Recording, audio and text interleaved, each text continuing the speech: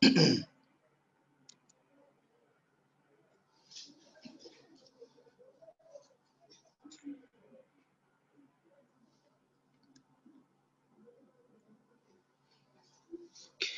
we are ready.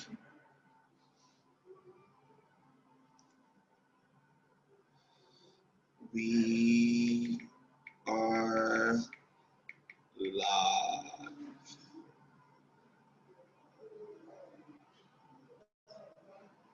We are live. We are live. We are ready. We are ready. It is the African core, and we are discussing the African market. Hello, Makosi. Can you hear me?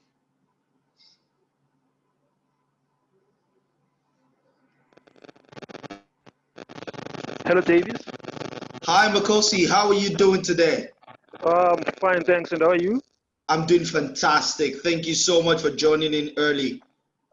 Thank you very much. Thank you very much, Davis. Awesome. You're in Zimbabwe, right? Yes, I'm in Zimbabwe, bro. How's Zimbabwe today? No, it's okay. It's okay. It was sunny during the day. It's okay. I cannot say much, but I can say it's okay. Awesome, awesome. That is a good one actually. Hello, Khalid. Are you here? Can you hear me? Yes, Davis, how are you? I'm doing fantastic. How are you, brother? All good, thank you. It's a little bit hot today, but it's much better than yesterday, so we're good. You're in Morocco, right? Yes, I can give you a little heads up. I had yesterday the top of the day was 45 degrees. Wow. Wow. Where I am. Yeah. That's a tough one. That's why I said today 37. So we're happy. Interesting. Anyway, thank you very much, Khalid, for joining in early. We're going to start in about 3 minutes. Hopefully, a few of our folks would join in good time before then as well. So whilst we wait for folks to join in, Makosi, do you want to tell us a little bit about yourself, what you do, and all of those? When the session starts properly, we're going to do introductions. But while we wait, it would be a good thing to get an insight for Khalid, myself, and folks as they join in to learn about you. What do you do? Oh, okay. Thank you very much, Marcos. In Debele, what I do is I'm a life skills practitioner. I'm a founder and programs manager at Let Bearers Youth Initiative Trust, where we empower youth with life skills. So I'm a human rights defender, and also I'm into SRH. That's what I do. I specialize I also specialize in youth empowerment and also in youth leadership. That's my core business. That is what I do. So primarily youth empowerment, youth leadership, and developmental type programs. Yes, exactly. Fantastic. That's something that's very interesting to me because I've always believed, and I say it time and time again on this platform and across several platforms, that if Africa truly is going to become a first world continent and we're going to achieve our fullest potentials, one of the places that we need to begin from is by improving the quality of the human capital that we have on the continent. And I'm sure that that's something that we're going to touch on at some point today as well. I see Hadil. Hey, Hadil, how are you? Hey, I'm good. How are you, Davis? I'm doing great. It's always great to see your face, Hadil. How's Sudan today? It's all good. Awesome. Quite quiet today, yeah. Awesome, quite quiet. That's good. And how is the Fashion Revolution program you've been working on? It's going great. We just launched our memberships this yesterday, actually. So we're open to memberships right now. It's going pretty solid. We're increasing the people that are joining in. Yeah. That's really great. What's the basic idea behind it? Okay, so basically, Fashion Revolution is an international organization. But is this from No, is the noise from my mic or? no. It's Oh, from Makosi's mic. okay, no worries. So yeah, basically it's an international organization. The main aim is to try and to build sustainable fashion industries, or fashion industries that are based on fair wages, using local materials, not really causing a lot of waste, and yeah, basically just having it be fair in every essence of the word and transparent.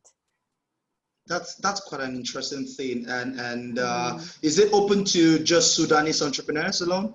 No, it's an international organization. We just finally were able to introduce Sudan into the mix of it. Awesome, awesome, awesome. That is really good. That is really interesting. SB, it's good to have you on here. You are welcome. Can you hear us? Yes, I can hear you. Okay, awesome, SB. So you want to tell us your first name? So all I see is SB. Yeah, it's Olaoluwa Samuel B, but just call me Samuel. Samuel. Oh, so Samuel is Nigerian, obviously. I can tell. Hi, Samuel. Thanks for joining in, and thanks for tuning in on time. So right now we have Makosi, we have Adil, we have Khalid. Khalid is from Morocco. Makosi is from Zimbabwe. Adil is from Sudan. I'm from Nigeria. You're from Nigeria. That's super good. I look forward to our conversation today. Ololuwa, what do you do? Or Samuel, what do you do? So I'm an entrepreneur. I've been in this space for a number of years now. I run my own company, or a few companies. One is Sure Gifts, which is a digital voucher platform in Nigeria. And I also do a bit of investment in the startup space, so some VC type work in Nigeria. That's cool. That's cool. Thank you very much for tuning in, Samuel. Khalid, do you want to tell us a little bit about yourself as well? Be happy to, Davies. Hello, everyone. And sorry, Khalid, just before you go ahead, could you also turn on your video so that you can see you and interact better? Of course. 1 second. Okay. Yeah, go right ahead. Hey, brother. Hey. So I am an entrepreneur for a few years now. I usually deal in technology spaces with two main verticals where I created, developed, and sold companies in health tech and in educational tech. Today I do a lot of investment. I siege on the board of the largest company here in Morocco as well, as a technology advisor and board member. I believe in December of last year, I have been selected by our king to siege on his advisory board to discuss more about how to drive our country into the future of work and how to lead youth into being the leaders of tomorrow. So yeah, that's kind of, a little overview of what I do. My day-to-day is basically managing I believe now it's 5 companies where I intervene directly, 7 companies where I am on the board, and obviously my government elements. Awesome. Very nice to meet you. Yeah, very nice to meet you as well, Khalid. And that's such an interesting thing. One of the things I'm most excited about actually is the fact that, first of all, the vision that birthed this conversation series is primarily based on the fact that a lot of young people across different areas of Africa are doing truly remarkable things, but we almost never get to meet with ourselves or have conversations, except for instances where, there's some global organization, say like some fellowship in the US, and then we begin to meet ourselves there. And I felt, there are a lot of young people on the continent doing incredible things.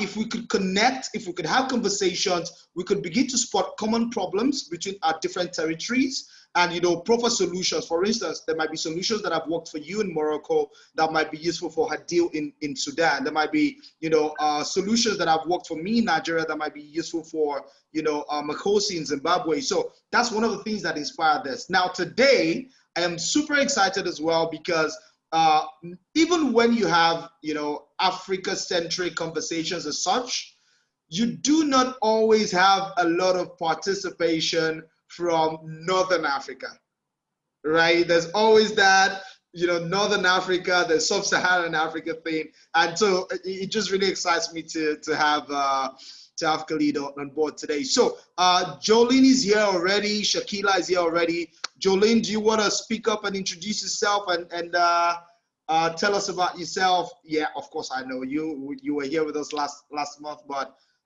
just give an introduction of yourself for the sake of everybody else that is joining in today. Hi everyone. I hope We you can want to hear see me. your face. We want to see So your my face.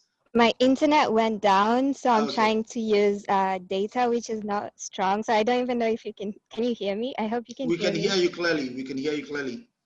Okay, hopefully I'll be able to show my face in a few minutes if the Wi-Fi comes back. But my name is Jaleen. I'm the co-founder of Renovate, and what we do, we connect rural youth in Kenya to digital work through our virtual work opportunity and also our social entrepreneurship incubator. I'm excited to be here, and I hope to learn and hear from all of you.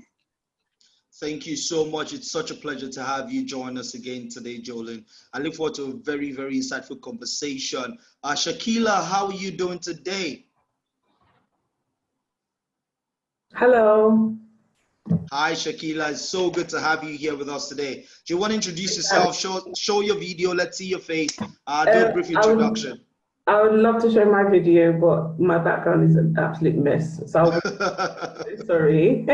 But hopefully I can join you next time and be on video with you guys. It's all right. I'm based in the UK. I have a hair extension company that I've been working on for about 10 years now. I had a salon for a while, but I've let that go and I'm just basically online at the moment, looking to expand more in Nigeria over the next year or so, in the hair extension industry and also other beauty products. So that's it.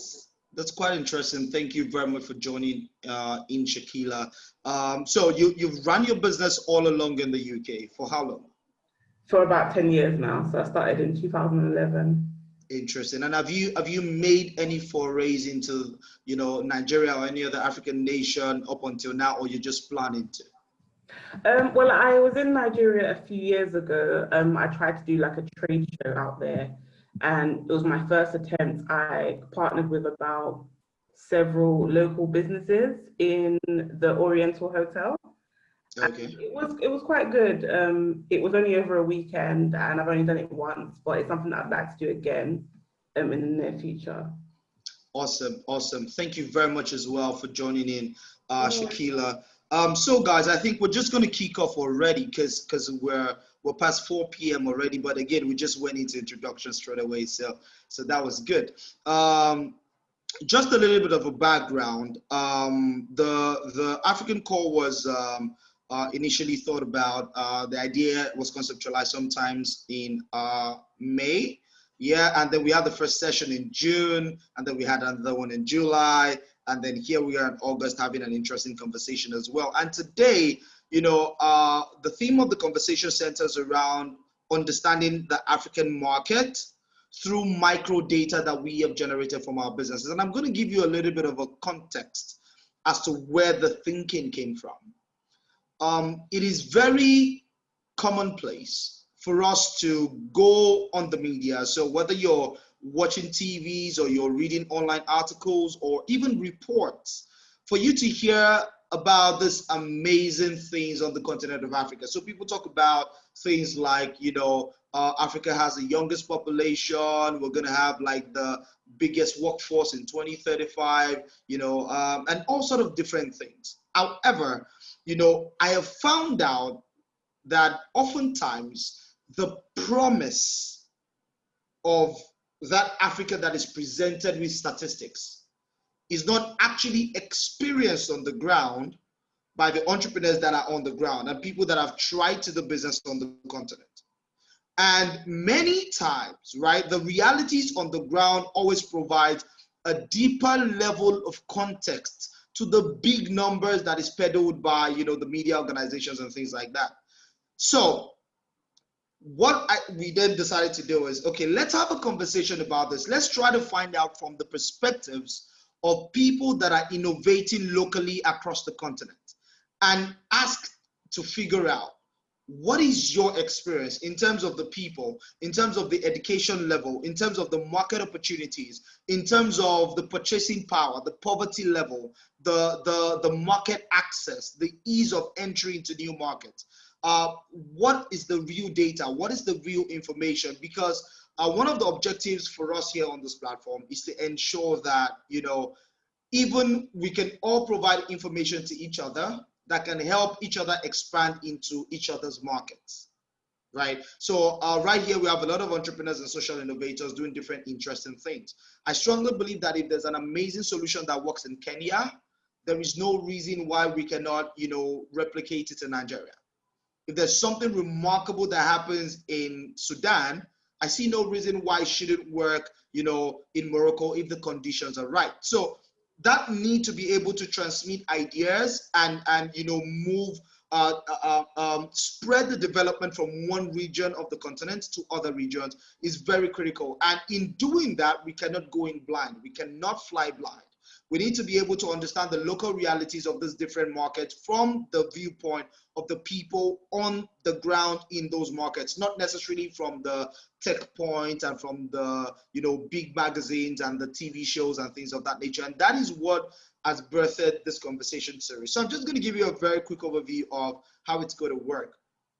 I envisage that today we're going to go very, very straight to the point, and I'll spend just about 60 minutes into this conversation. If we extend it, you know, we definitely will not go beyond 90 minutes anyways. But I will lead, the format typically for those that are just joining us is I would lead with questions, right? And then as I lead with questions, then each person can take turns to provide, you know, responses to those questions, the local insights, feedback. You generally have between 2 to 3 minutes to provide your feedback so that we can ensure that we get to every single person and we hear perspective, because perspectives from our different experiences are very, very important. And we don't just want, you know, responses that are blanket in nature.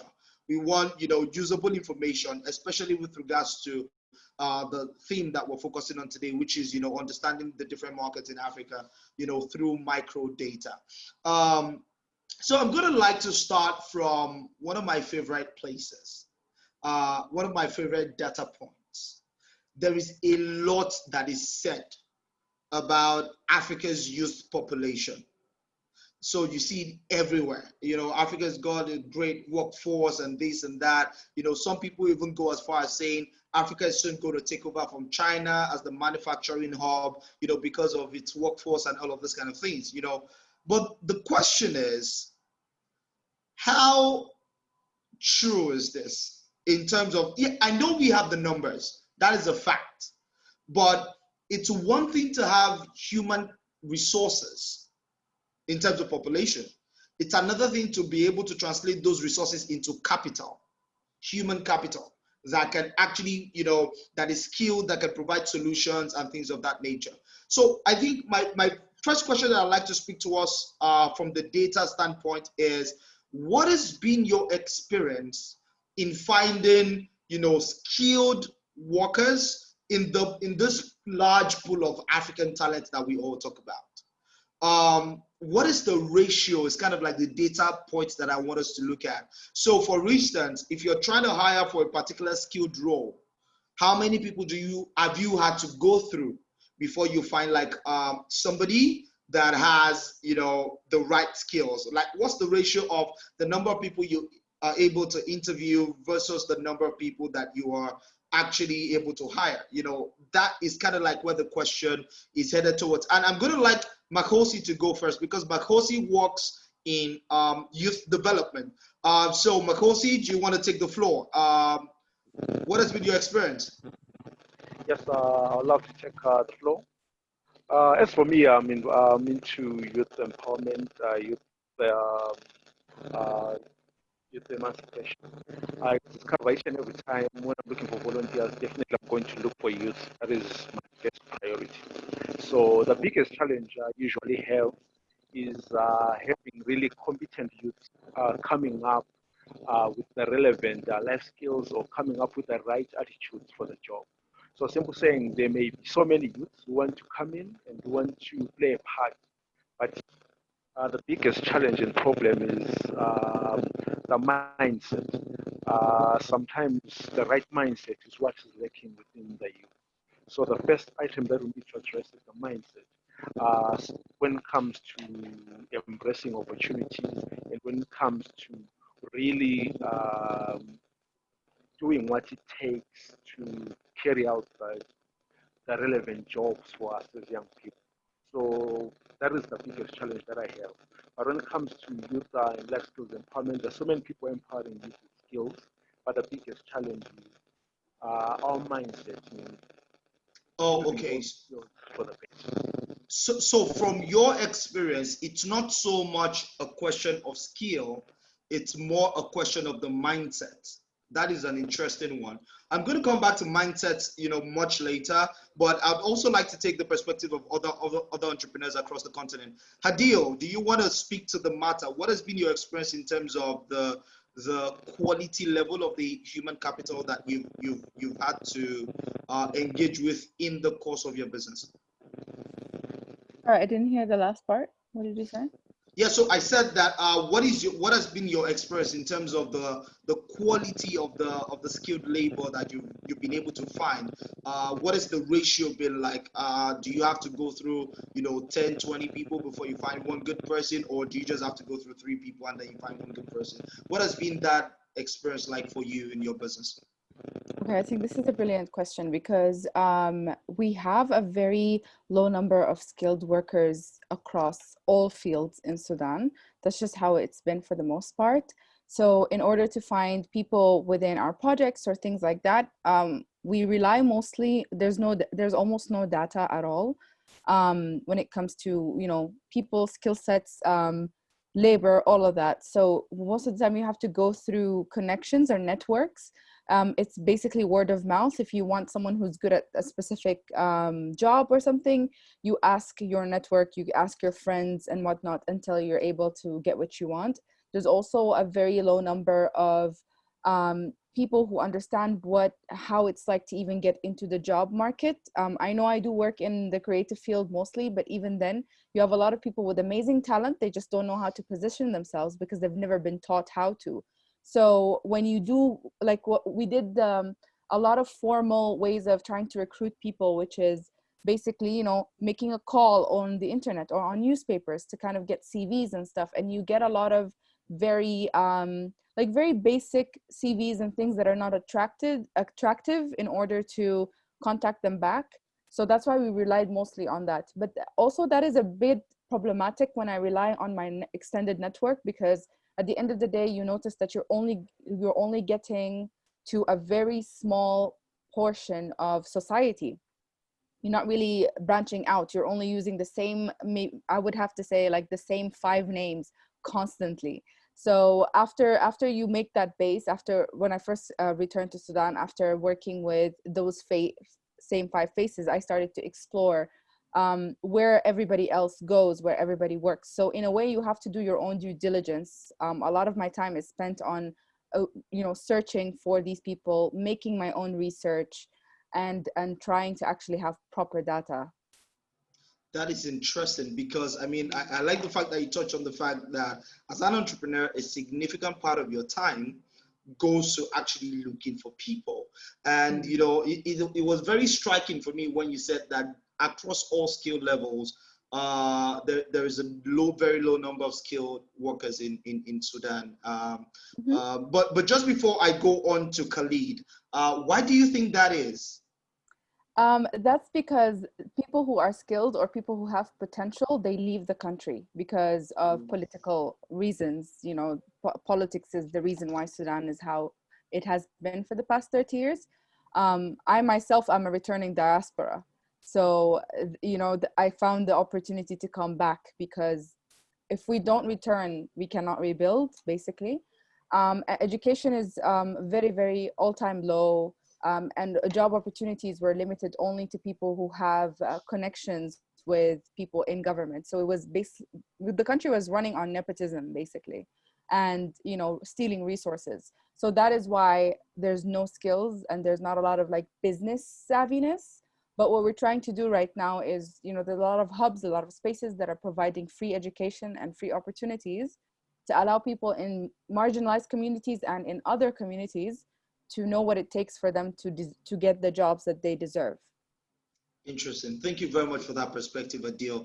It is very interesting to learn these things, and I really hope that we're able to carve out some time towards the end so that we can dive a little bit into possible solutions for some of these things. I mean, Makosi has talked about mindsets. You've talked about, skills because of the political situation in Sudan, which we're very glad is changing now gradually. Khalid, do you want to please tell us about what the Moroccan experience has been? I mean, you at a very high level in terms of, you run multiple organizations, sit on multiple boards, even work, with the royalty in Morocco. What is the skill level like in Morocco, and how easy is it to find very skilled labor? Thank you, Davies. Let me start by a little information. I know that we want to go into the micro data, but I would like to start from the macro just to give you an understanding of this is the base that we're starting from, and that's what's communicated. We're between 30 and 40% level of analphabetism and illiteracy in Morocco. So starting from that base, which is the base that's communicated, and we're talking about illiteracy in a very basic sense. So people that haven't gone to school, that can't read or write. So you add to that the number of people that are not qualified or have dropped out in middle school or in high school, and you get a very large number of people that are out of the skilled labor system. Morocco has one of the highest in the world in matters of illiteracy.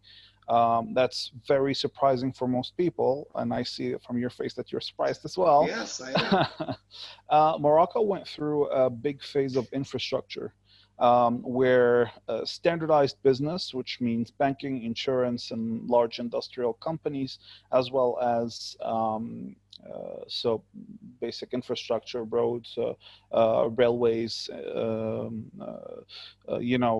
airports, and so on. So we went through that phase after the colonial period, during the colonial period, a little bit after, but the education was the latest or the least of the elements to be developed since the 70s.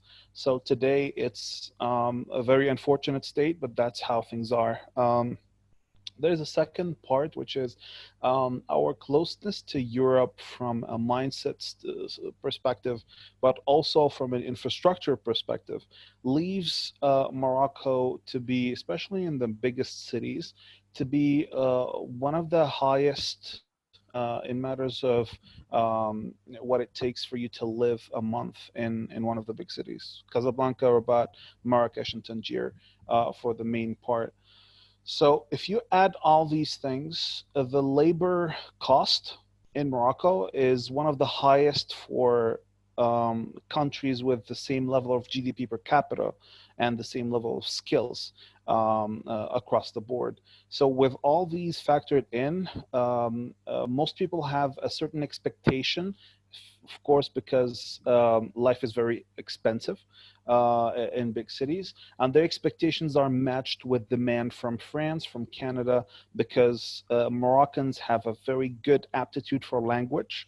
So we, just by starting out, we already talk 3 languages as a standard: Arabic, French, and English. So where our language skills and soft skills are demanded in France and in Canada very heavily.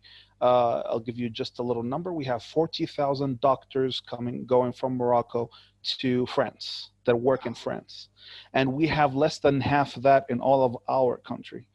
So we just basically train and people leave because they have better opportunities there, and because when they see the conditions of life ratio from Casablanca to Paris, it's much better to be in Paris. I mean, just to give you, 1-bedroom apartment in some places in Casablanca can cost up to $1,200. So it's exactly the same as you would be in Paris, but with more culture, with more access to opportunities, and with 2-3 times the salary. So it's very hard to keep our good talents in, and the rest is you need to retrain them inside your company. Just to give you, now I'll go to microdata, which is coming from my companies. I would say that I've hired personally, and that went through me personally. I've hired over 500 people between my organizations. And I've hired not only from Morocco, but from Egypt, from Pakistan, from France, Sweden, and Canada. And I can tell you that the hardest I've had to work in matters of setting up training and preconditioning for workers has been in Morocco. Because what we do is when we want to hire someone that's very high level, obviously we pay basically European salaries for senior people for Moroccan senior people to integrate our organizations, and they still don't have the same, how do I say it? Competence Loyalty. level? No, loyalty Oh, to the wow. organization. Yeah. So because of the scarceness of talent, they leave you, with the moment's notice. Even though if you're engaged with a large client and with a large contract, and you end up really in difficult positions. I've had experiences where I've had to bring people from France or from Canada to come finish the job and would pay for the relocation and everything, just because someone from Morocco left me, and then I can't find someone with the same skill level in the ecosystem. And to the point of Hadil, with me, I have large networks, several headhunters, and I still struggle to find the right people for the right projects in Morocco. And an anecdote, and I would end with this: people in my Facebook network, the entrepreneurs, the good ones, the ones that were promising. And I've ran a program that raised $80 million for African startups in the past 6 years. And all of my Moroccan startups that were promising, every week I would find one of the founders left for French Tech, or left for the Spanish government program or the Portuguese. The Portuguese have been taking a lot of our entrepreneurs lately, and I know that they've been taken from Nigeria as well. I have some Nigerian entrepreneur friends that have been taken by the Portuguese offer. So it's a really competitive world out there, especially in technology. Everyone is poaching from all countries, especially developed countries. They don't have any issues in ponying up the salaries that are needed. And in a country like Morocco, where life is expensive, but skill is not there, we're really in a very tough spot, honestly. Wow. That is some perspective. And I mean, I never would have imagined in a million years this perspective you just shared. And again, it just goes to show like the value of this conversations. I don't know about you guys, but that was such an insightful one, because I mean, to think about, I've always viewed Morocco, again, like you said, because of the proximity to Europe, and what we see in the media. I've always viewed Morocco as, Africa's Europe, Morocco, Egypt, those nations. But then to think about, the education level, the illiteracy level, and how that impacts and cascades down into the skill and the workforce, and even the ability to retain quality people. So now the problem is not even just attracting quality people. It's attracting and retaining. That's such an interesting one. And oh man, Africa, oh Africa.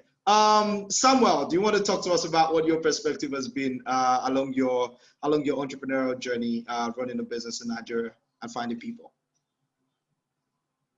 You're muted, Samuel. You're muted. Yeah, sorry about that. So Nigeria is an interesting hybrid of Sudan, as Hadil described, and Khalid's Morocco as well, because to mirror the Sudan situation, you have a large youth population that are sort of struggling to find work, because if you look outside of Lagos, the main commercial center, you find a lot of the guys who are in the rural areas, which is pretty much majority of the youth population, are sort of suffer from having like a lack of information around what the opportunities that exist are. So you find them sort of struggling for the traditional bank roles, government roles, which are very, very limited. But bringing it even to the sort of the commercial center, Lagos, you still have 20 million people, right? So still a lot of people. And when you have a job offer out at the junior level, you will find intense competition regardless of the fact that, it's still just one city. So you find that you have, 1,000 CVs in your email for two job openings. And, those guys, they don't have really, they're not trained coming out of university for the specialized roles that you find in, say, technology. But, there's always intense competition. So you will find, having gone through a lot of, a very rigorous process, you will find the 10, 15 folks that you need for your position at the junior level. But then, because of that intense competition as well, they develop very quickly. They learn very quickly on the job, and they become very skilled, and they become very mid to senior level sort of competence levels very quickly. At that level, though, you then begin to see the sort of issues that Khalid is facing in Morocco, where because it is difficult to find senior level roles, and you'd have had to train people into those roles. There is a lot of there's lack of loyalty at that level, in the sense that you do then begin to find your competitors or companies that are in the industry begin to aggressively recruit from your company or push from your company. And at that level as well, because of the fact that, it's an English-speaking country, the talent is cheap compared to the European and the US standards. There is also a lot of demand for Nigerian talent from the West, because of the fact that you can pay a senior Nigerian developer $2,000 a month, and they are very well paid in Nigerian terms. So you find that all you're doing is you're struggling to recruit at the junior level, train them up to the senior level, and then losing them to your competitors or to foreign counterparts. So that's where I'll say the challenge is. The market for talent is there, but you do have to struggle to train them to the senior level competence, and then you have to struggle to keep them as well. So I'll say that is the major challenge in Nigeria as well. Because the talent is some relatively cheap in Nigeria, keeping them loyal to you without having to sort of constantly every other quarter doubling their pay and just trying to keep them engaged in the work and keep them from doing multiple things at the same time. It's just a very tall order for you as a company. So I'll say that's the biggest struggle. Finding and keeping top talent at the senior level would be the biggest challenge in Nigeria, I'll say. Fantastic perspective, Samuel, and I can allude to a lot of that, because I run my businesses in Lagos as well. So like you rightly said, you would find a lot of people, right? The competition is stiff, especially in Lagos, right? I can't say same for other areas across the country, but then you sift through thousands, and then you eventually find a crop of people that are motivated enough, that have the base requirements that you can start with. But then they work with you for a year or two, they're marginally growing, but in terms of their skill level, because of the experience that you expose them to, there's a lot of rapid growth that happens in terms of their skill level. But they become highly skilled, and like you rightly said, they get poached. I've had a number of that as well. Just last year, one of the big four consultant firms, pushed one of my staff. It was crazy, but she was going to be paid like ×3 of what she was being paid, at my organization. So I couldn't complain. But it is what it is. But one of the things that's very interesting for me is that we can triangulate some of these challenges, across Sudan, towards the east, Nigeria towards the west, Morocco towards the north. So it's an interesting dynamic, right? Jolene, please, I'll also like your perspective on this. So I take Jolene, and then I come to Shakila, and then we then revisit some of these things or move on to some other data point as well. But Jolene, please, what has your experience been in Kenya with regards to the data around talent, the experience around talent, and attracting and retaining people to contribute value to your organization? Hi, so this is a very interesting topic. So as I mentioned earlier, I work with rural youth in Kenya, which means that it's really a lot of work for me, because the work that we're trying to do is to help them get digital literacy skills and then be able to do virtual work, which entry-level virtual work like data entry and things like that. But then you realize that there's a big gap, because most of them, because of lack of electricity and lack of internet, it's very hard to actually go through the process of finding someone who's interested, to training them, to actually getting them to start working. And it's been a process that has been very hard. And what we've been trying to do, we start with a 2-week period to see who's very committed, because we don't just want to go through the process of training them when they're not committed. So we have the application process, people apply to join the program, and then we get to know a little bit about them and their motivations. And then after that, we give them some tasks to assess what kind of skills they have and what kind of skills they lack, so that we design a training curriculum that will address those needs and match them with the work that we are trying to enable them to do. So the biggest challenge, of course, is just the internet access and electricity. It's not guaranteed, and also just all the work that we have to do between recruiting people and actually having them to join the organization. And then you keep thinking, after going through this whole process, what if they decide that they no longer want to work with us, and you've spent all this time trying to move from square zero to where we get to a place where they're able to join. So it's been very tough, especially with the population that we're working on. But then that's the aim of the organization, to enable to include people in rural areas into like digital economy, because I think that's the way to go. We know with Corona, the pandemic, we have to embrace digital technology. And for a long time, people in rural areas have been excluded from this. So we are committed to going the extra mile so that we find the right candidates for the positions that we have.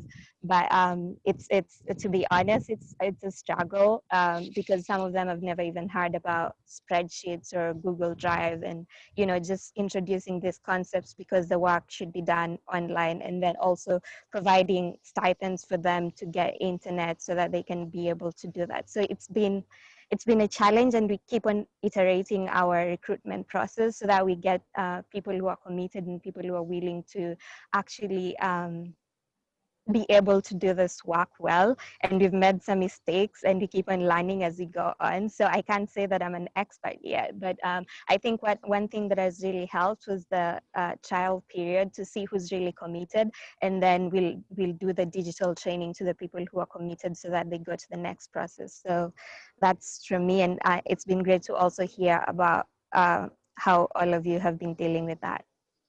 It's interesting, this perspective that you shared, Jolene, because I personally am going to even reach out to you much later, because I'm very, very interested in the development of young people across rural communities. I feel that when we talk about Africa, a lot of focus is devoted just to the urban centers and city centers, Lagos, Nairobi, Casablanca, all the central places. But when you go to the hinterlands, the rural areas, the young people there, in fact, there are more young people there, but they don't have access to as much of the opportunities as those in the urban areas have. And so, to hear your perspective is very interesting, because it also points at some of the challenges that is being faced, even when we are trying to actively develop this human capital that we're talking about. So it's an interesting perspective, and I'm going to take Shakila's perspective now, and then before we move on to another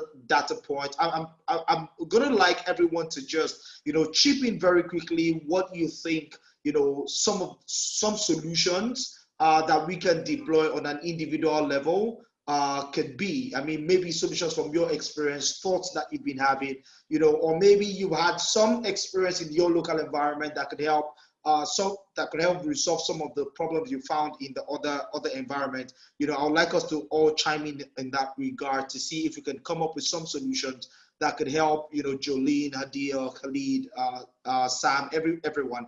But Shakila, you have a very, very interesting perspective because you've run your business in the UK for about 10, 11 years, you said.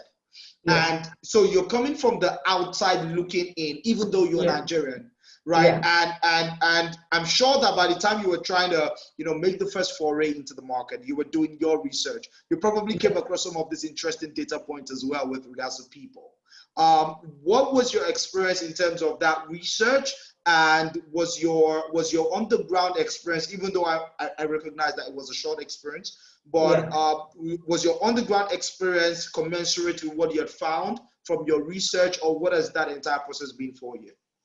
I think my experience has been, it wasn't as easy as I thought it was going to be. I think I didn't realize how important it was to have a network in Nigeria before trying to start any sort of business. And that's something that I didn't really have. So I found it quite difficult. A lot of my research came from just speaking to people via social media, to be honest with you. When I got to Nigeria, I spoke to as many people as possible, but a lot of my planning was done from the UK, so it was quite tough. And I did that within a space of a few months before I actually started at the trade show in Nigeria. I'm not sure that I can contribute too much to what's been said because of my operations are obviously not in Nigeria. But what I would say is that something that I've done over here with my staff in terms of training people is to sort of retain them. I'm not sure how this would even, if this could possibly work in certain parts of Africa or in Nigeria.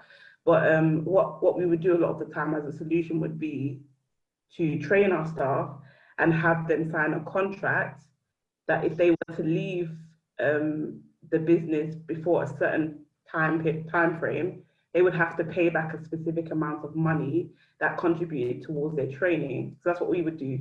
Interesting. That's an interesting perspective. Go ahead. Yeah, it's a little bit of a deterrent for people to leave at that time.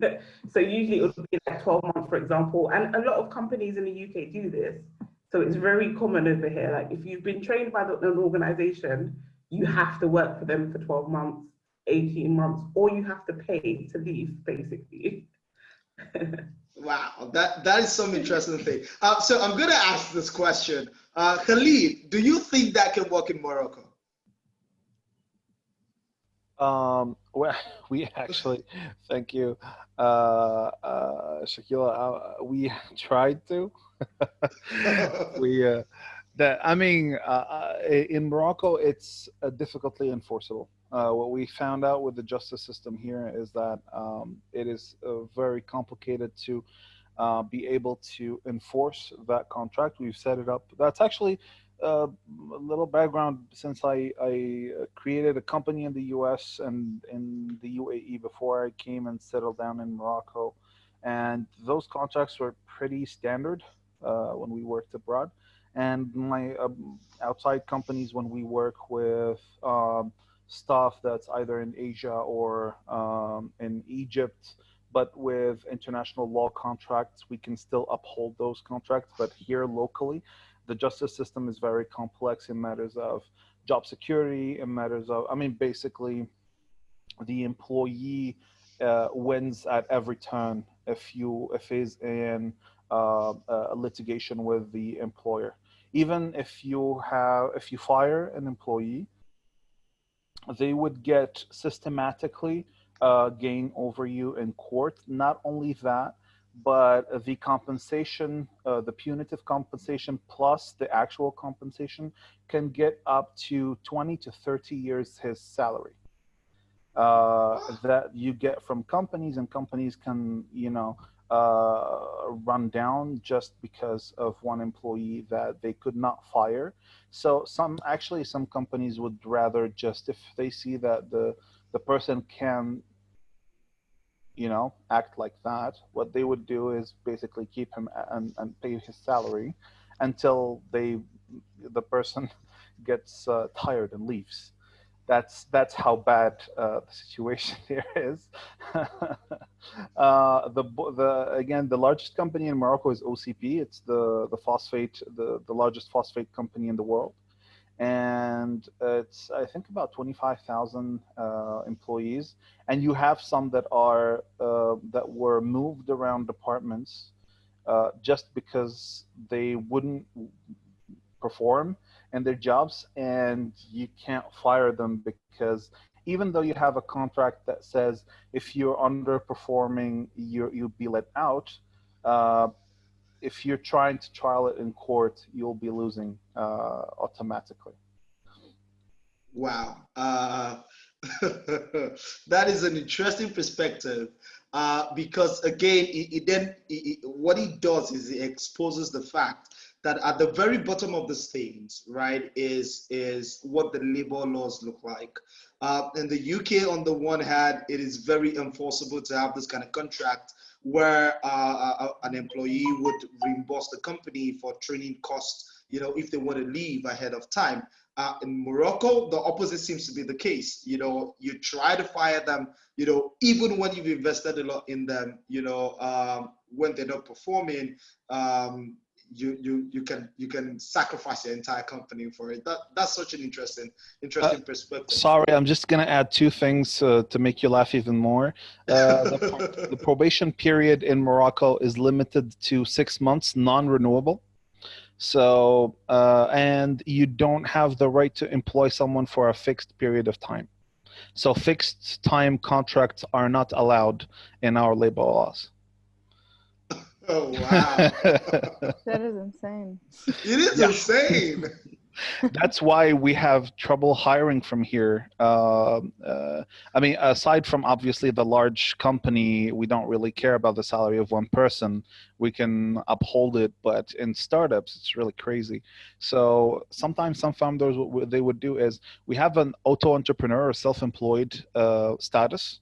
They would ask people that they want to hire to create a self-employed status, and they would contract them as a self-employed person, and they would add expenses like health and social security and taxes, just to not deal with the labor laws. That's quite something. That's quite something to deal with. Samuel, do you think the Shakila example of what is obtainable in the UK, do you think it can happen in Nigeria? Yeah, contracts in general are difficult to enforce in Nigeria, right? So you would find yourself struggling or find it more costly to try to enforce that contract than to have them sort of pay you back. So I think you're pretty much helpless in Nigeria with that sort of strategy. So what we're finding now is that more and more senior level talents are beginning to have more bargaining power. So we're beginning to have to implement more Western type employee welfare standards to keep to retain people. So more remote working. I'm working out of London right now as well, and most of the senior staff are doing the same. Having them providing all of their work tools, making sure that there's more flexibility, open office plans rather than having offices, all of these things that make the workplaces cool. You start to find that, particularly in technology, it's starting to mirror a lot of these Silicon Valley type standards to at least try to retain your talent. And then you find yourself to compete successfully, you have to pretty much just play the game. As you're being poached, you are doing the same as well. So there's really just a free for all, Wild West type of. And that could be very capital intensive.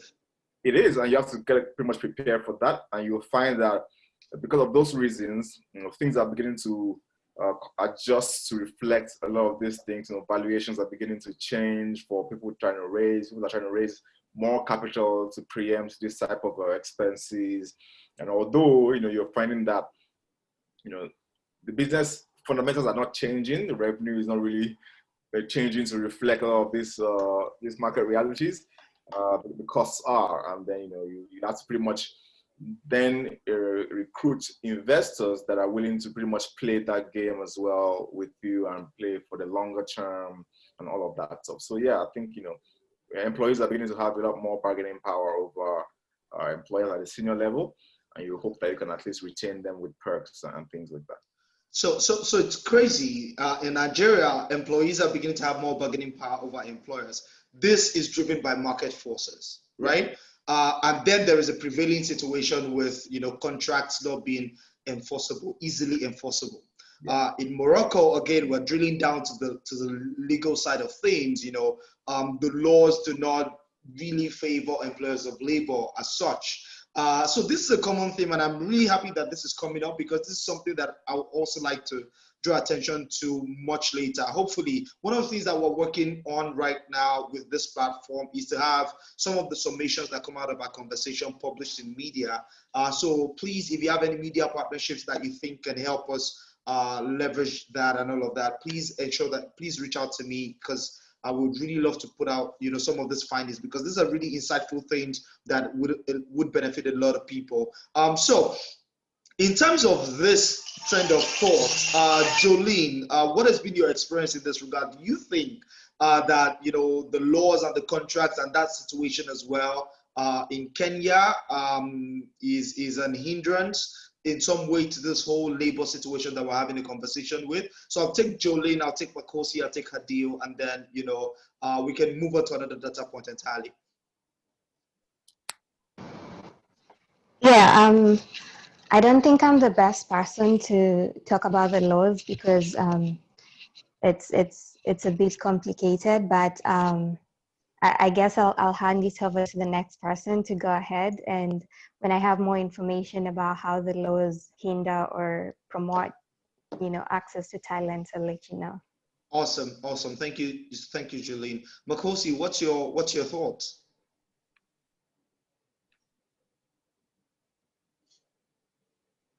Hello, Makosi, are you still with us? Yes, I'm with you. May you kindly repeat the question? Yes, so from the feedback that we've had thus far, you know, there are serious legal challenges that are, you know, that are responsible somewhat for the human resource challenges that we've talked about. And, you know, Shakila had proposed, had referenced that in the UK, if you had invested in training somebody, you know, the person is bound to a contract to such a degree that if they have to leave before the expiration of that contract, they have to pay the company back in order for them to leave. And the question was, can we replicate that on the continent? That was the question. But from Khalid's example for Morocco, Samuel's example for Nigeria, it seems that the laws inhibit us from doing that. What's the experience in Zimbabwe? To Zimbabwe, we discovered that the majority of the people in Zimbabwe do their jobs in the informal sector. So we're saying that the majority of people in Zimbabwe are self-employed. Could you speak up a bit, Makosi? I can barely hear you. Majority. The biggest challenge.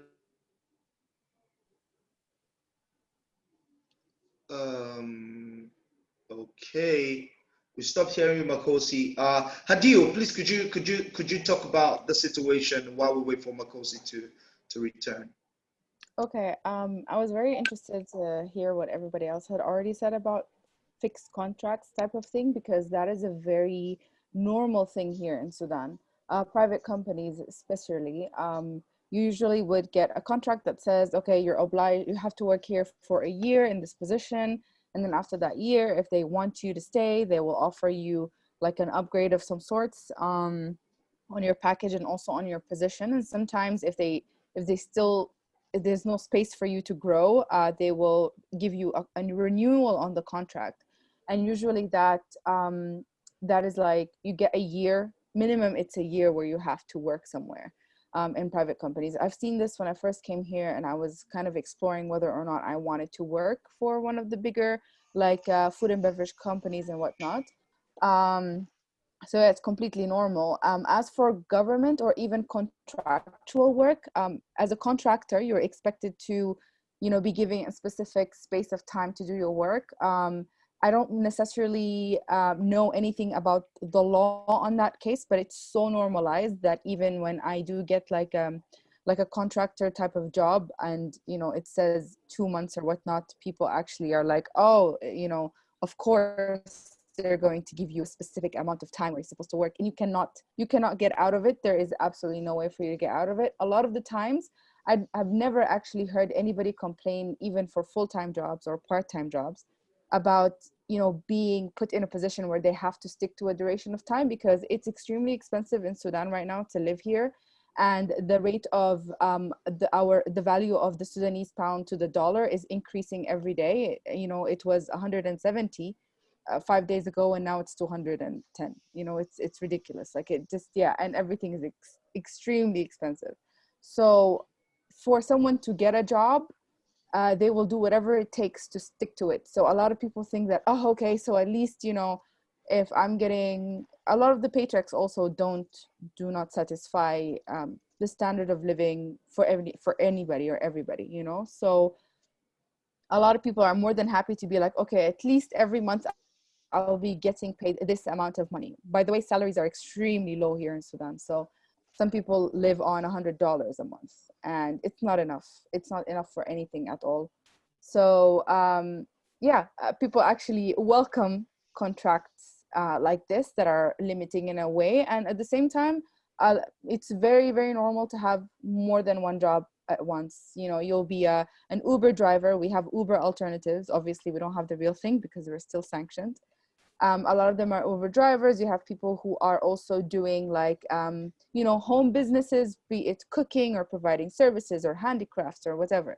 So it's so natural to have at least one fixed job and then 3, 4, 5 side hustles for your average person living in Khartoum. And I myself, I run a startup, but I also have many side hustles at the same time just to be able to survive in Khartoum.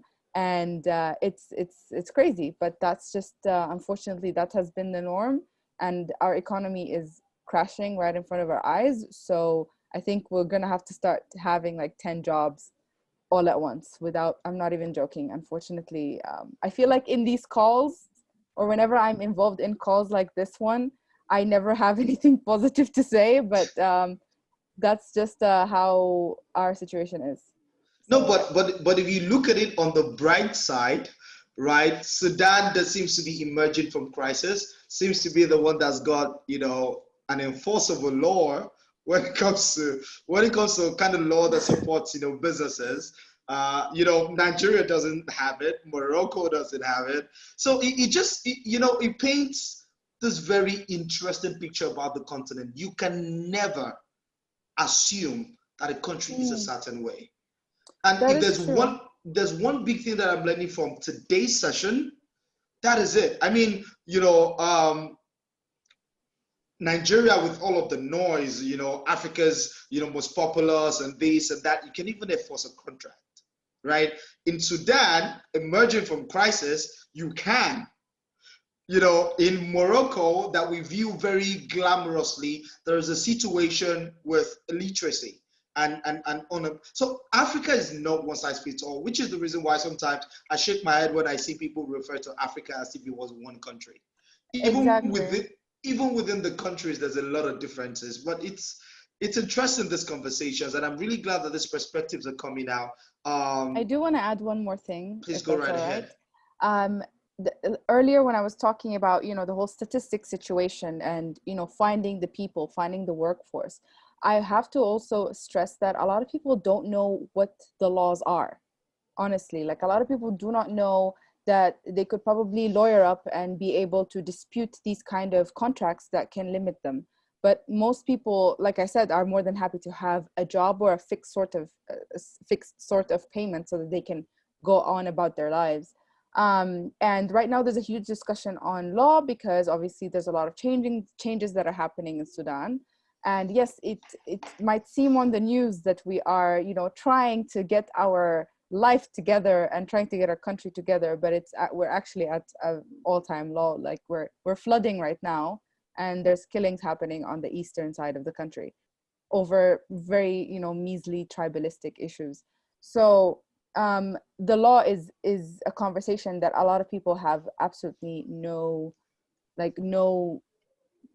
point or any knowledge about. And also one more last thing I'd like to add is that there's enforcement of anything is hard. Like a lot of people that have private businesses, their businesses are not registered at all. Yeah, and it's not seen as a necessity whatsoever. Like if you want to register your business, people will tell you, oh, just go trademark your logo and the name of your business so that nobody else steals it from you.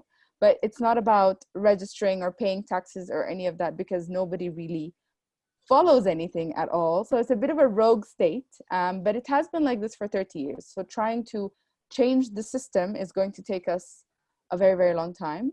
And a lot of people see it as, why do I need to pay taxes to a country that does not give me the A, B, C, D, E? You know, basic infrastructure is not there. We also have huge literacy issues here as well. So it's just a bunch of jumbled things, but people are making it work. You know, wow. the hustle is real. Yeah. Big salutes to you, Adil, and every single person making it work in Sudan.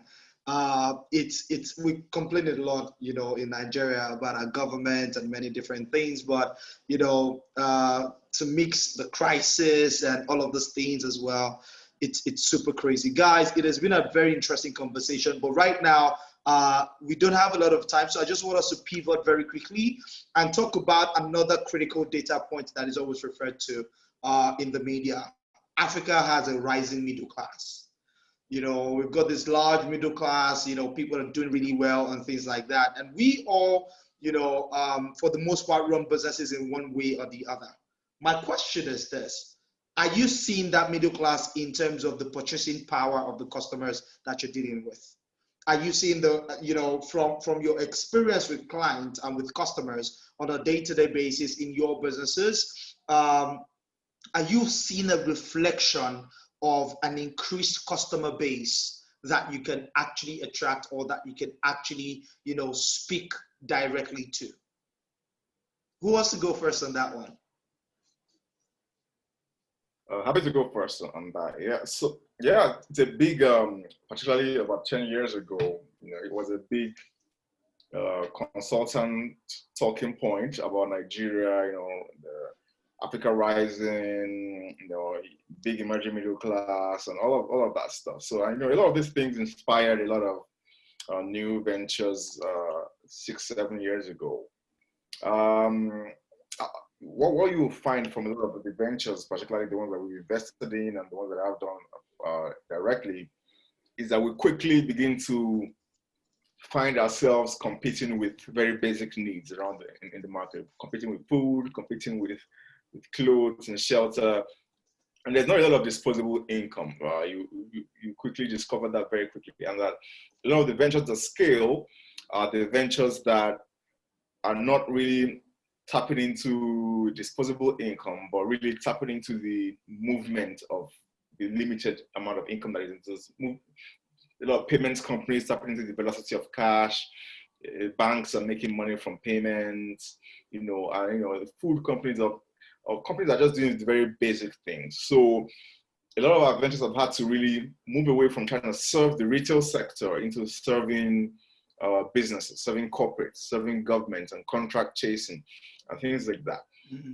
So our middle class is large, but particularly over the past 4 or 5 years, we're seeing that it's kind of like, you know, the purchasing power is starting to shrink, and we're not seeing a lot of really the robust growth that people would imagine exists in the market. And any sort of venture that attempts to help to solve that problem, for example, by trying to grow wealth, for example, you know, investment products, saving products, tends to really do well and attract a lot of eyeballs. But you know, I would say most of the market right now are quite stretched in terms of their income, and you know, you would struggle to really, you know, try to capture a share of the existing income that is in the market at the moment. So yeah, I'll say it's a bit of, one should proceed with caution, buying into the expanding, growing, accelerating middle class narrative, and just really, you know, figure out, do a little bit of, you know, micro level data mining from your own immediate network before just taking the top down approach into entering the market. And you can see that from, ShopRite's exit from Nigeria, Mr. Price, BSC starting to try to increase their costs to a lot of backlash from the market, things like that. So those things should be indicators of what the reality of the market is. Thank you so much for that, Samuel. And I think that is a very, very good analysis of the Nigerian situation, because even I had not thought about that. The point where you mentioned how, I thought about the fact that everything competes with food, but then when you reference the fact that those that are really scaling are just following the flow of resources. That struck me, and that is so true, because I know a couple of friends as well that had been in the market, general, consumer type, products and solutions. These are even tech companies that have now pivoted towards contract chasing, like you rightly said. So that's an interesting thing, and it just goes to show that many times, and this is one of the things that I hoped that this conversation was going to unearth. Many times, these things that we think are, the macro level data aren't really real when you get to the nitty-gritty of things on the ground in the market. Shakila, what have you heard about the Nigerian middle class? Because I know that you're interested in the Nigerian market and you're coming in from the UK. What have you heard, and what has changed for you in terms of what Samuel said? I don't know what I've heard about the class in Nigeria. I'm not really sure, to be honest. From my research,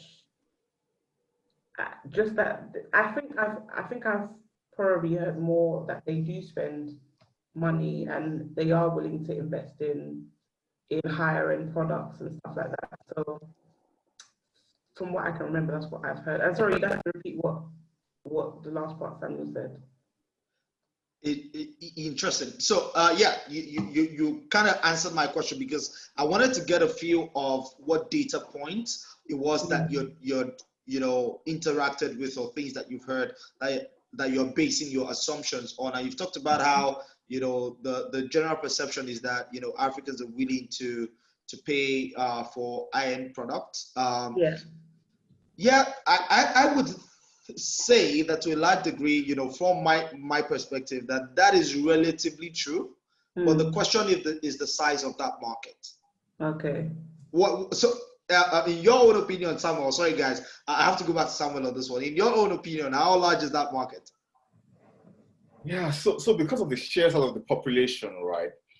Even if it's a 1% thing, there's a lot of people, right? And then for things like, expensive hair accessories, for example, a few luxury goods, Nigerians tend to be very, very aspirational, right? So even if it's not within their sort of income bracket, they would, save, they would borrow to be able to acquire certain luxury items. So you would find that luxury products that are well positioned would do well if they can be used as social symbols and status symbols and things like that.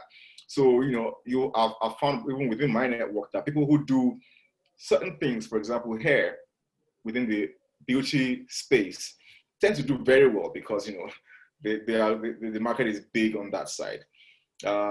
If you go to other general luxury items, cars, things like that, things that would be typical luxury items in other markets, you wouldn't find a big market for them in Nigeria.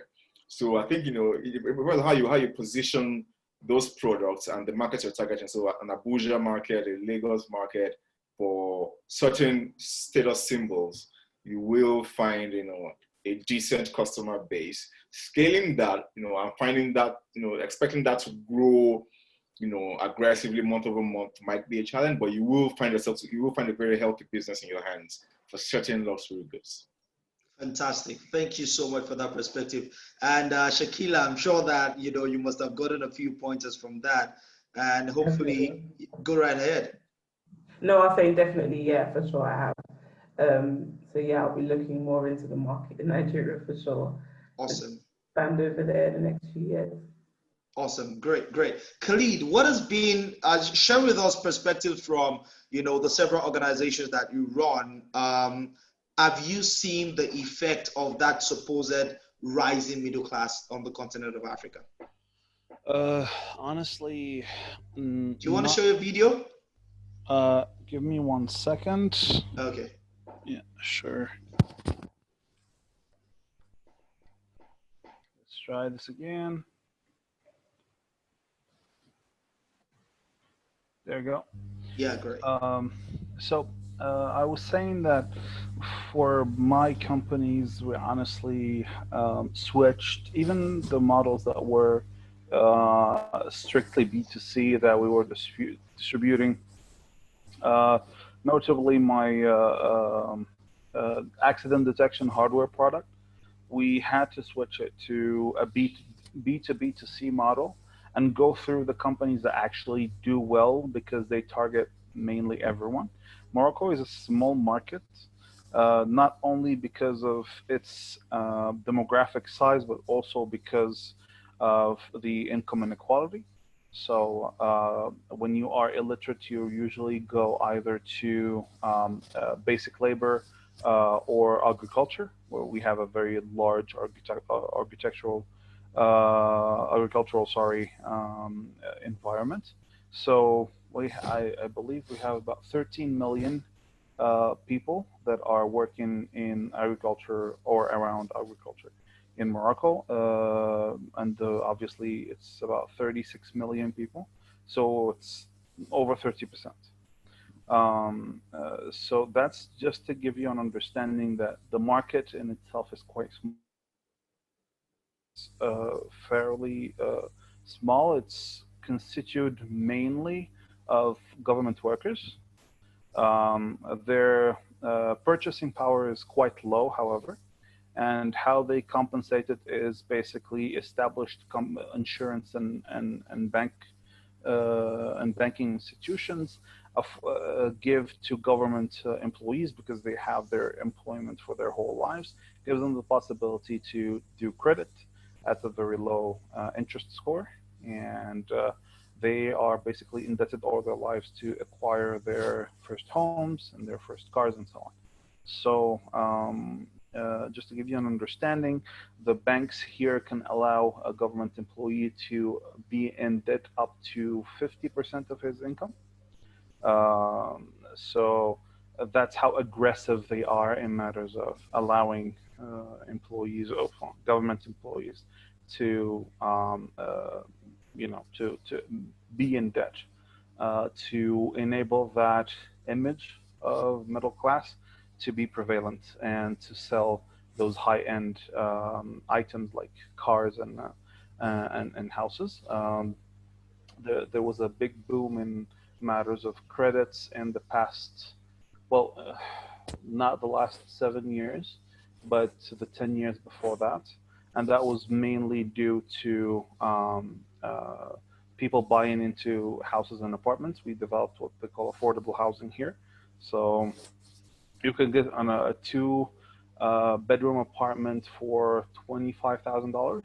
So that's kind of government subsidiated, and people, especially government employees, went all into that. And that created a boom in matters of real estate. And that continued to bubble up to this day. That's how we get $1,200 rents in Casablanca. That's how you get people that get, also obviously this goes without saying, but health and education are very bad or badly serviced here in Morocco from the public sector standpoint. But we went through a privatization, which means that we have private clinics and so on that are mainly, that's where people that can buy the service go to. So people that go into hospitals, public hospitals, are mainly people that are under government aid.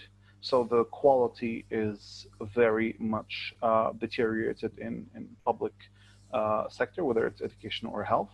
So what happens is a middle class person pays in their taxes for education and health. Yes. So we have one of the highest in the world, including Europe, in matters of taxes. Our taxes can go up to 47% of the actual income. Wow. And so imagine that. So from an international organization perspective, our brute or our gross income is fairly okay for a country of our level of development. But then you add 47% of taxes on very middle bracket salaries. It starts, I think, around $1,000. You get plateaued at 47%. So it's quite a low income for it to get as a top of bracket in income taxes. And then you have to pay, if you want a good service for your kids to go to school, you have to pay for private schools. And private schooling can cost for one child up to $500 a month. And then unless both parents work in a well enough job, then you're looking at a family that's getting by credit, and that has no disposable income whatsoever, that's in debt for most part, and that has to keep up with the Joneses, because we have the high class, which is very small in and it's around Casablanca and Rabat, but it still gives the show, and that's how people in middle class get trapped into the lifestyle they're using, with debt and having to pay for services they're already paying for by taxes. So it's a really complex topic. You could say that yes, it's the income, gross income has been getting a little bit better, but not by much. I think in the past 20 years we've gone up by maybe 10-15%. Since we don't have much inflation, our central bank is fairly controlling of our inflation. It keeps it at less than 1%. And our dirham is controlled. It's in a controlled environment. So income doesn't go up that much. In the minimum wage, that's the way you would calculate a little bit the growth in income. It hasn't budged over 15% in 20 years.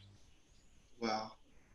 It's such an interesting perspective, Khalid, and thank you so much for sharing with that level of detail, because I mean, what it tells me in terms of the perception of that data point, the rising middle class in Morocco is that, yes, there's a semblance of it, but it is a bubble, because it is fueled primarily by, government workers who have the job security of working with government, and because they work with government, they are less probable to jump ship to Europe, unlike people that are not contracted by government.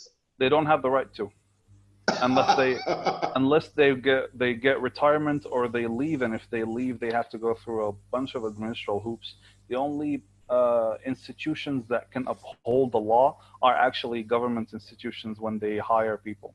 So if you go into a government job, you can only have, I think, one pass year. If you need to travel somewhere or you need to break, you can apply for one sabbatical year, if you would say that. But otherwise, you cannot even leave the country without a specific authorization from your government saying that you can, if you're a government worker. So and I think another data point, it's 65% of all people that are employed in regularly, which means that they have health coverage and they're declared, are government workers, and only 35% of private. Wow. That is interesting. I can see why now there is a stable base for the banking institutions to keep advancing credit. Exactly. And this essentially, what that tells me is that the economy really, in the real sense of things, can only grow to the level that the government hires. 3%. Wow. We've been plateauing at 3% for the past 10 years. That is crazy. That is crazy. And that's such an interesting insight, because again, I'm really glad that all of this came up, both from the perspective that we've gotten thus far, from Samuel's perspective in Nigeria and from your perspective in Morocco. This whole middle class thing is really a myth, really. But let's hear from Adil. Adil, what is the situation like in Sudan? I mean, you're in fashion, right? You're in art. Fashion and art are it's universal. People buy fashion wares, people love art. What has been the experience in terms of the customer base, that middle class promise of Africa in Sudan? Okay, so one of the not so great things about Sudan is that in terms of like data, we're, like I said, we're quite poor in that essence. So we don't even have accurate census. It hasn't been done in like 12 years. But so I can't, unfortunately, I can't give you proper numbers. But what I can tell you is that from what you view as a person living in the country, for the past 5 years, actually, our existing middle class is starting to erase itself. So the middle class is slowly dissipating and disappearing because of the financial situation in the country. But as someone who works in the creative field and in fashion specifically, what we're trying to do right now is to create more research on this, actually having proper data and numbers. And what I can tell you is that there's a huge reliance on the diaspora. If you are creative, creating something that is tangible or that can be sold, or a product, whatever it is, the first customer you look at is that Sudanese diaspora. Your second option is to look into other East African countries. Can I market my product there? Can I market my services there? One of the things I did when I first moved back was trying to understand how the market works here. And the moment I had an opportunity, I started traveling across Africa and then working there. Even if for short-term projects or whatnot. And although that helps, in terms of if you want to create a bigger clientele, it also kind of reflects how the situation is in Sudan. So there's a lot of new services that are made by entrepreneurs, creative entrepreneurs in Sudan, that connect the artist or the designer or, the artisan basically with mostly European art spaces or, programs or even individuals that are willing to pay what you actually deserve for whatever you're creating. Because here it's, if you tell someone, oh, this shirt is $100, it would actually deserve that $100, but that is seen as huge because $100 today is 20,000 Sudanese pounds. And that is technically a lot of money in terms of the Sudanese context for the regular person who's getting paid 4,000 pounds a month. So like I said, the huge reliance on diaspora, because for us, those are the people that have the money. There's also a lot of interest from them, which is brilliant. A lot of them are actually financially supporting startups and social enterprises as well as creative enterprises. They just want to support, that's it, because in a way they feel like they're not ready to come back to Sudan, and that is perfectly fine, but they also want to contribute. And in our culture as well, it's well known, if you're going through something bad, you don't necessarily look at the government to help you out. So what people do is like they share money. Everybody kind of chips in, and that works. Like we have flooding right now. The government is silent about it. We're actually chipping in to save our neighborhoods. So it's called Nafir, and this is something that is deeply rooted within the culture. So this is basically how businesses are surviving.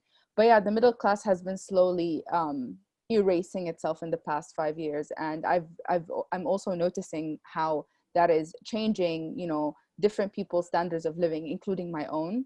The high class, I guess that's what you would call it. It is very small, it's very limited, but at the same time, a lot of them are old money. So it's like generational wealth.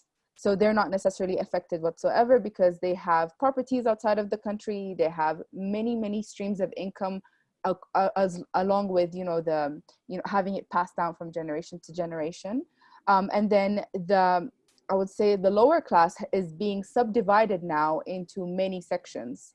So you've got the upper lower class, which makes no sense in the vocabulary that is used to describe classes. And then you've got the middle lower, and then you've got the lower, and then you've got the extreme lower, which is the extreme poverty line. But unfortunately, we're all going down. So it's a very interesting thing to see. I'm trying to connect with research groups. There are two main research groups in Sudan that work across the country, not just in Khartoum state, which is where the capital city is. And they're slowly trying to create, like have like actual research hubs in every city that discuss the class issue. And I'm very interested to learn more about this, not just because I would like to share it obviously with all of you, but also for myself to know where I am positioned and what will the future look like.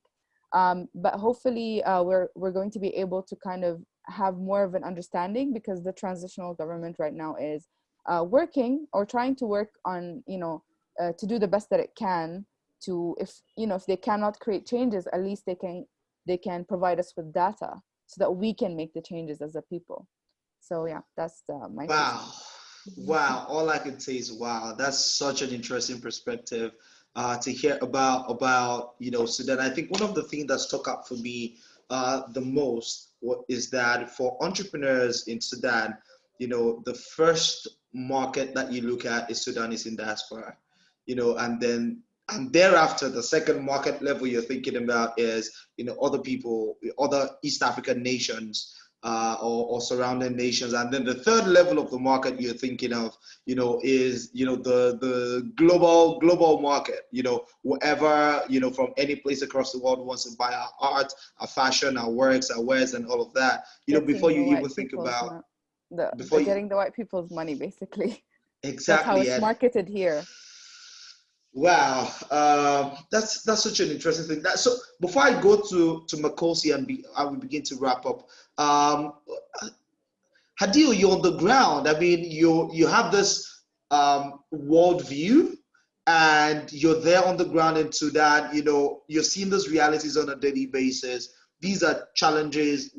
What are the kind of solutions that, I mean, outside of the government, we're hoping that the government situation is going to get sorted and stabilized, very soon. But you've said rightly that Sudanese people stand up for themselves. They're all pitching for each other, try to, create people-led solutions. What are some of the solutions that you think, can begin to, bring back this economic power to people? I mean, please share, because I mean, if there's something that I can help with, if there's something that other people can help with, if there's some ways that we can just connect the dots somehow within our networks, I don't know, what do you have in mind? Well, I always try to refrain from sounding quite desperate, but the situation is desperate for many people. Unfortunately, the main thing you hear being echoed is we all have to leave. This is a daily conversation that we all have. I have a very decent base in Sudan, but I will not lie to you and tell you that I don't think about leaving at least 3 times a day. And this is just normal. So you have people that do not have the opportunities to leave. So they're constantly looking for funding. So only 2 things will help us at this point. It's outside funding or you leave. And when you leave, you become a cash cow for your family, for your relatives, because you're obviously getting paid a lot better. You guys just talked about how, a lot of local talent from your countries are being basically snatched, and they're getting paid like huge amounts of money.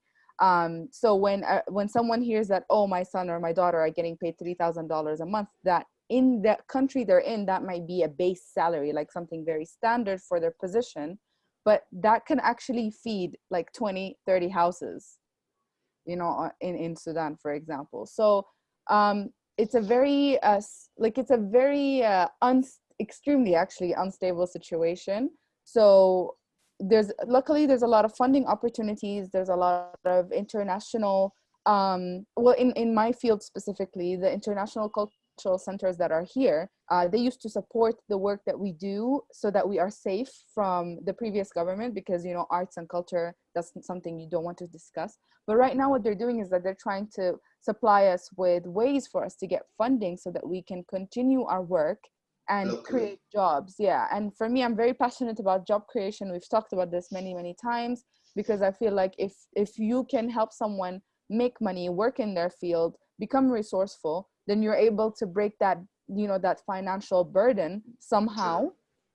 And we're working on several projects, even though I am also one of the many people in my age group that are considering leaving daily. I'm also working on some other projects and seeking funding at the same time. So if you're able to, one of the best things you can have, the privileges that you can have, is to be able to run businesses in Sudan, but also have the option to leave. And that's why diaspora are really looked up, like everyone looks up at them, because a lot of them have other passports. I have a Sudanese passport. So I also look at them as, you know, they're able to easily get in and get out, able to help with funding, able to create more of a, you know, international network, specifically with the global north, because that's where the fundings come from. That is where the relief comes from. We also have a conflict at the same time, just to end this, that we don't necessarily want to always be asking for money. It's, you know, people have a lot of pride, and we've been doing this for a very long time. Sometimes it's actually quite crushing. You also get put in a position where you have to do things a certain way because the person who gave you the money stipulates all these conditions. Exactly. But and again, that's where the wealthy diaspora, the millionaires, the multimillionaires of Sudanese descent, what they're doing is creating their own funding and giving it to us, and they're not stipulating anything aside from, we just want you to reach this goal by this date. And a lot of it is very much achievable because they are experts in finance, or they're experts in trade. So they understand the issues that can come along the way. So hopefully we can start relying on ourselves, and we can start even more, and we don't have to leave. Because if we leave, then who's going to stay behind and do the hard work, which is the main reason why I dropped everything and came back like 5 years ago. Again, Adil, hats off to you. The hats off to everyone who is keeping it real and building strong regardless of the challenges in Sudan. I think that, you know, like you rightly said, you know, we just have to keep pushing and keep trying to make it work.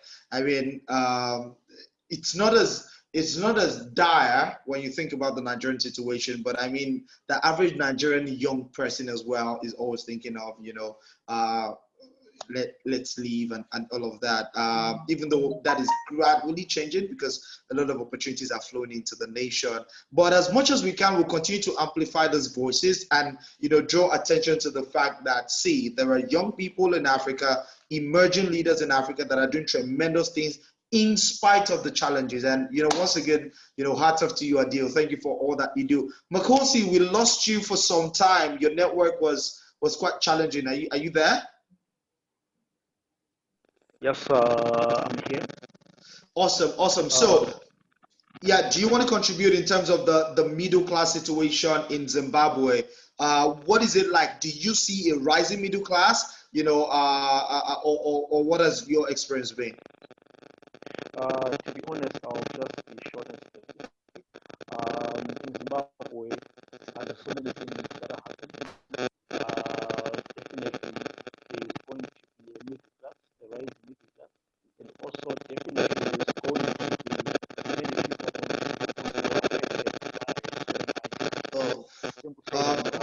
because the audio from your end is very poor. I could barely hear you. Okay, let me try to speak up. Yeah, it's better now. Can you hear me now? Yes, it's better. Right.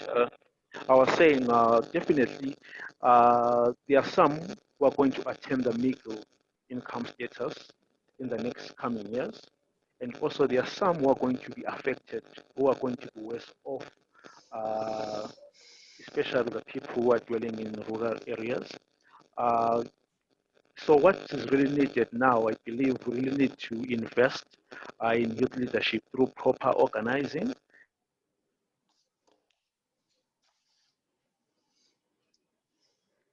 Okay. So I think we lost Makosi again. Anyways, guys, it has been a very, very interesting conversation. I just looked at my time and saw that we have just hit 90 minutes, 2 minutes past 90 minutes actually. And I always try to keep the time all the time. But I think that we've had a very, very instructive and constructive conversations today, and has brought up quite a number of interesting things. So what I'm going to be doing is, this video is going to be up. I'm going to post it on YouTube. I'm going to share the link with you guys so you can share within your network so that people can, you know, share in some of these learnings that we've had. I'm going to ensure that the video is on YouTube, and I'm going to share the link with you guys. Also, maybe also do a brief summary of some of the core findings that have come out of this conversation, so that, you know, we can also amplify these things and, you know, go over them again. And lastly, like I said earlier, we're trying to also ensure that the summaries from these conversations, the videos, the information and the insights that is coming out of here is amplified. So if you have media links that you think would be interested in stories of truth about the African market and about the African situation, please feel free to share with me so that, you know, we can get in touch and arrange how we can amplify those voices. So I would say a big thank you to Samuel, to Hadil, to Khalid, to Shakila, to Jolene, who was here earlier. Big thank you to Makosi as well. Terrence, you keep coming in and going out, so I never have you for like 2 minutes. But Terrence, can you hear me? I can hear you, man. I'm just out of town, so I've got a terrible internet connection.